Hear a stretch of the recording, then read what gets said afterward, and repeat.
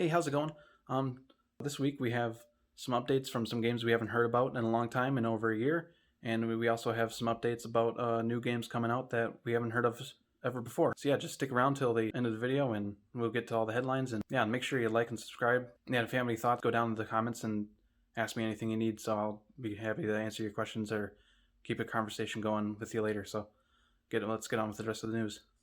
First thing this week is that we have an update from that WW3 game. The devs at the Farm 51 have uploaded a new update video describing some of the changes that they're planning on making. And if you don't recall, this game was in beta about a year ago, and it was removed later in August back in 2020. If you had the game installed and you owned it and you paid to download it and you owned it and you have it installed, you were able to keep it and keep playing. So apparently those people have actually been playing this whole time, potentially. But that game got some middling reviews at the time, so its player count probably wasn't super high anyway. A lot of people might have tried it and kind of dipped out. But it seemed like it was a pretty cool game, because back then we didn't know what the new Battlefield game was going to be. And so at the time, people really wanted the modern style Battlefield game. And we didn't have that back a year ago. And that game had a lot of hype going for it. And then people got to play it, and apparently it might have had some issues or something, because it kind of had middling reviews, and kind of after that first big weekend it kind of just dropped off, and pretty much ever since then the developer's been quiet about the game after they took it off of Steam. But now they come back and they uploaded the video. Didn't say when they're going to bring it back yet, but they had this video. Like they're going to Trials Balancing have it be an action-packed Battlefield style game, more realistic in some spaces, but still they're trying to keep the fun and the the awesome Battlefield kind of feel to it, trying to maybe make its own thing. And since that game came out, I played a few games myself like that, where I played strategy shooter Hell Let Loose, and that game's pretty quite a lot of fun. It's really deep. It's really kind of hard to play, get into, but once you just kind of start slow and get good at the classes and communicating with the team. It's a big communication game. If you can communicate with your team and your squad and the commander and all that other stuff, and and then you understand the mechanics of the game, it gets really deep and really fun. But at the same time, because it's so precarious that you got to be on your A game along with everyone else in your team playing at the same time. But it's really fun, especially if you can get some friends to play together. And World War III doesn't seem like it's going to be that super in depth with the strategy and the character classes, but it seems like it's going to be more like it's its own take of like a Battlefield style game. Hopefully, when they release maybe they'll bring it back into Steam and have another beta like weekend like that, and hopefully just release the game soon, because some people actually were pretty excited for this game. But now that Battlefield 2042 is coming, that that might just completely take the wind out of the sails of this game entirely. So we're really gonna have to see where that goes. But I'm always up for smaller devs taking a crack at a franchise and its own formula. So that I'd like to see every game do pretty well. So we'll see where this one goes. And then probably the biggest piece of news that we have, and this is already old because I'm pretty behind on stuff, but the Steam Deck was announced, and it's already selling really well on pre-order. In fact, eBay is like stopping people from scalping it because it's not even released yet, and that's against eBay's terms of service, at least maybe for electronics or whatever the particular for this situation is. But they say it's going to be coming out by holiday 2021 this year. Pretty much all the hype for the Switch Pro has been switched over to this handheld console. So it's like some people were disappointed with the OLED announcement, and then they immediately, pretty much basically the next day, we got this Steam Deck. And the hardcore gamers are super happy about it, because this is literally what they've been wanting.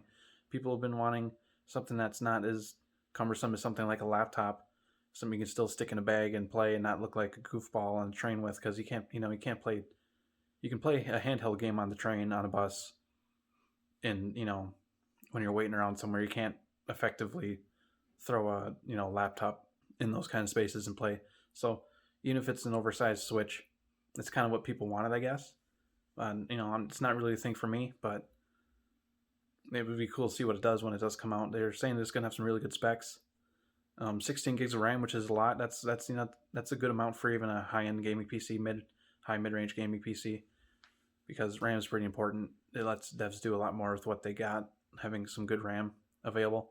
And they're going to say you're going to be able to play pretty much your entire Steam library, and that they haven't had issue playing anything on that Steam Deck. And so they're saying high-end 1080p gaming. Probably, they say it's going to be about as powerful as a PS4, which is pretty good when you consider the size of it. For the price point, it's going to do pretty well compared to something like what a Switch can do. And then the biggest piece of no news is that we're not going to get a major Skate update for a while, but the devs did release some kind of, it was a video, just kind of a teaser saying that, hey, they're working full steam ahead on it, and it is coming, and they got a new crew game of developers working hard on it, and they passed on showing anything at EA Live back a bit ago. This comes a full year after the new Skate game was announced anyway, so it's good that it's probably been in pre-production this whole time, and now they finally got a team rolling on it, and they're just finally maybe have like some kind of, they did tease that people were watching them play the game, so there's a little bit of the game's actually out there somewhere, but we don't know the state of it. Maybe it looks pretty cool for what it is. As a software programmer, I like seeing the game. I know how to look at a game and go, oh, that's really impressive, even if it's really rough around the edges. I don't get nitpicky, because even the smallest thing in a video game is really hard, and the smallest details in video games are still some of the hardest things to do, because you're literally just creating that stuff in software, and no one's done it before you.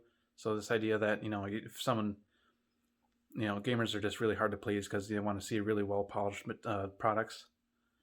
But I've helped develop very simple gaming prototypes, and seen my other classmates making other gaming prototypes.